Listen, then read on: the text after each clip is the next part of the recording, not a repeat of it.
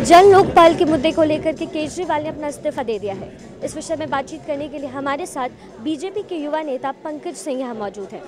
पंकज जी, जिस तरीके से केजरीवाल से दिल्ली की जनता ने उम्मीद जगाई, उन्होंने उम्मीद पे थोड़े वो खड़े भी उतरे। उन्होंने भ्रष्टाचार की बात की, पानी की बात की, बिजली की बात की, लेकिन जितनी जल्दी उन्होंने उनके साथ धोखेबाजी की है, कह सकते हैं कि एक धोखेबाजी है, उस पर आपका क्या कहना है? देखिए, मैं ये शब्द तो नहीं यूज़ करूंगा, लेकिन मैं ये ज़रूर कहूंगा कि दिल्ली की जनता को बहुत उम्मीदें थीं इस सरकार से, और इसी वजह से भारतीय जनता पार्टी ने भी कहा था कि हमारी शुभकामनाएं इस सरकार के साथ हैं कि जनता के साथ जो वादे इन्होंने किए हैं उसको पूरा करना चाहिए।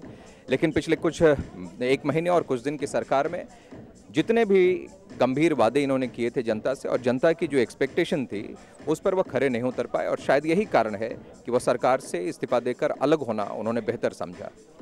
पंकज जी, जैसे कि ये लोगों का कहना है, विपक्ष का भी, बीजेपी का खुद कहना है कि ये कहीं ना कहीं एक स्ट्रैटेजी है आगामी लोकसभा चुनाव के लिए।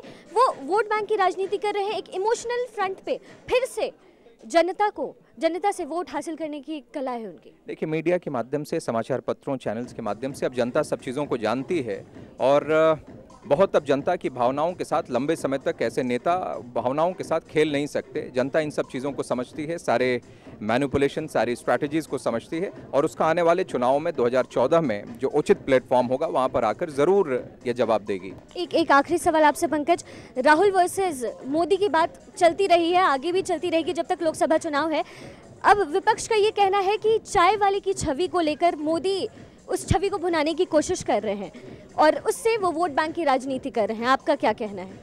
ये बहुत सारे दलों का ये अपना एरोगेंस है, जिसको कि जवाब 2014 के इलेक्शन में जनता दे देगी। और बाकी जहाँ तक रही दोनों के बीच में कंपैरिजन और दोनों के बीच में ये 2014 का इलेक्शन, तो मैं इसको सही मानता नहीं हूँ, क्योंकि अभी एक के सामने कोई एक्सपीरियंस किसी भी चीज़ का नहीं है, और एक ने अपने आप को बार बार पिछले कई सालों से एक गवर्नेंस, गुड गवर्नेंस और डेवलपमेंट के रास्ते पर गुजरात को बढ़ाकर उसको अपना एक सिद्ध किया है उन्होंने, कि उन्होंने करके दिखाया जनता के सामने। इसीलिए दोनों के बीच में कोई कंपैरिजन नहीं है। जहाँ तक रही चाय वाली बात, तो यह भी मैंने पहले ही कहा कि ये लोगों का एरोगेंस है, जो कि कई बार अलग अलग स्टेटमेंट्स के रूप में आता है। लेकिन हम सब लोगों का यही मानना है कि समाज के सभी तबके के लोगों को आगे आना चाहिए, चाहे वो चाय बेचने वाला हो, चाहे वो सड़क साफ करने वाला हो, चाहे वो रेडी पर चाय बेचने वाला या ठेले पर लेकर सब्जी बेचने वाला हो। इन सबको मौका मिलना चाहिए। हम सब लोगों की भावना यही है। लेकिन अनेक दल, जो ये बात सही है कि नरेंद्र मोदी जी अपने मुंह में सोने की चम्मच लेकर पैदा नहीं हुए थे, उन्होंने उस दिक्कतों को, उन परेशानियों को झेला है, उसको अपने जीवन में जिया है, तो वह सबकी दिक्कतों को समझने का काम भी करेंगे, और वह अनुभव काम आएगा हमारे देश के लिए। जनता इसी वजह से चुनाव से पहले ही उनको अपना प्रधानमंत्री के रूप में मान चुकी है, और यही कारण है कि अभूतपूर्व समर्थन उनको रैलीज में और कार्यक्रमों में मिल रहा है। Thank you so much. ये हमारे साथ बीजेपी के पंकज सिंह मौजूद थे, जिन्होंने साफ तौर पर कहा कि केजरीवाल के इस्तीफे पे उन्होंने अपनी बात रखी और कड़ी आलोचना भी की। इस समय दिल्ली से कैमरा पर्सन नवीन के साथ शिखा ठाकुर, न्यूज़ पॉइंट।